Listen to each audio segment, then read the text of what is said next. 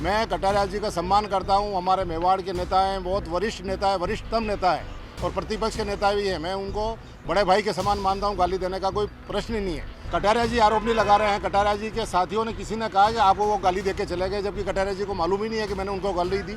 मैंने कहा था जिस पे उन्होंने मुझे डांटा था, बाकी मैंने कोई अपशब्द कटारिया साहब को बिल्कुल नहीं कहा है।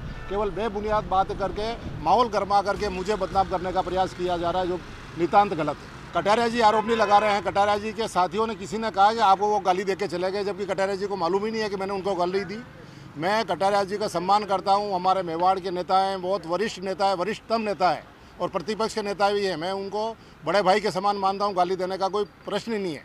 और विधानसभा के सभी सदस्य भी मुझे जानते हैं कि मेरा नेचर ही इस प्रकार से तेज़ आवाज़ में बोलने की आदत ही नहीं है। गाली तो क्या दूंगा, तो ऐसी कोई बात नहीं हुई। केवल उन्होंने ये कहा था कि इस धारीवाल को तो मैं समझा दूंगा। तो मैंने उनसे ये निवेदन किया था कटारिया साहब से कि अब तो सदन ही स्थगित तो हो गया है, सब बाहर चले गए हैं, तो इस बात को गुस्सा छोड़ो, अब सदन की बातें सदन के साथ ही रखो। कि मेरा समय आएगा तो बताऊंगा, तो मेरे को आपका तो भगवान और जिंदा आपको रखे और लंबी उम्र दे, आप इसी प्रकार से राज करते रहे। ये मैंने कहा था जिस पे उन्होंने मुझे डांटा था।